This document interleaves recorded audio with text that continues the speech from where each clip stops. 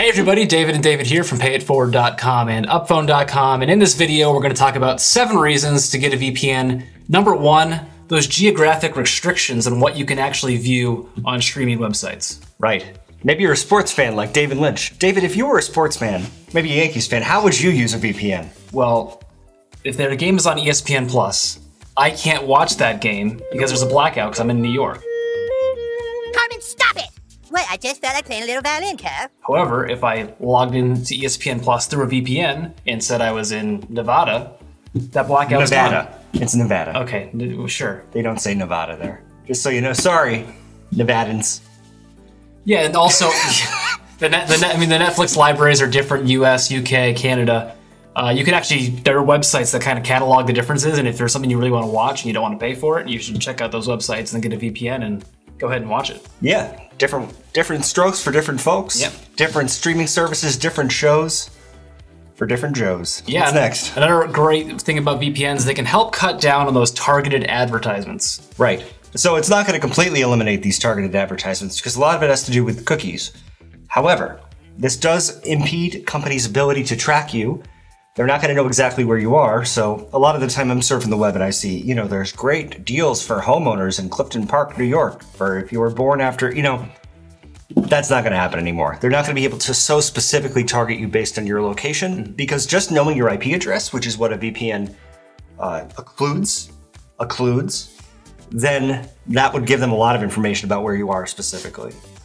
So no more information, less information. Number 3, VPNs can make public Wi-Fi more secure. When we went to Affiliate Summit, I talked to someone who was at a VPN provider, and they said, the first thing they said to me was, hey, you're on public Wi-Fi right now, you're kind of at risk by using that. Right, and that also depends on what websites you're visiting and whether those websites are secure, HTTP versus HTTPS.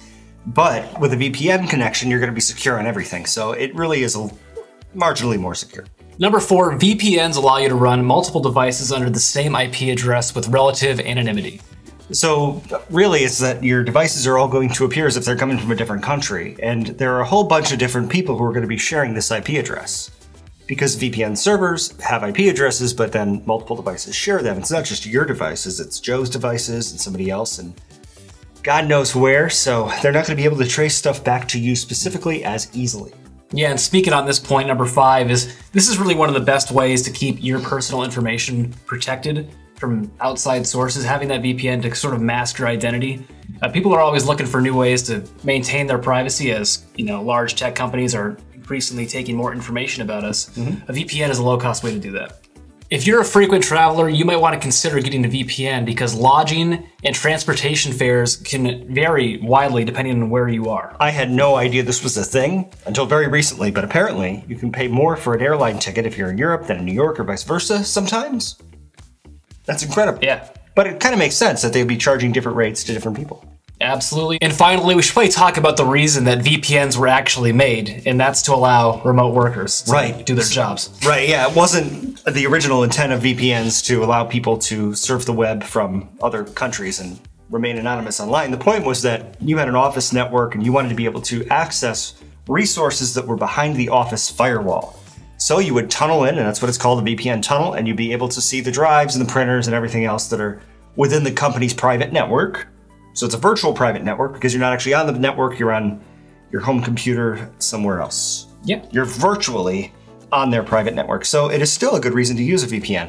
Some Wi-Fi routers have VPNs built in. So for instance, I can connect to my home network here through my Wi-Fi router because it has VPN software built into the router. It's a TP-Link router. We'll link to that on Amazon. By simply downloading an app on my iPhone and transferring one file, I now have a great VPN setup for free. So wherever I am, I can, you know, appear as if I'm coming from my house if I wanted to do that. I could actually, you know, it's kind of like if I'm overseas and I want to watch something like locally, or I want to watch a Netflix show that isn't available overseas, I can just flip the button and there you go. There you go. I'm coming from home. Those are some great reasons to get a VPN. Check out our video, Best iPhone VPNs. We'll link to that in the description section below. Thanks for watching. Give this video a thumbs up if you enjoyed.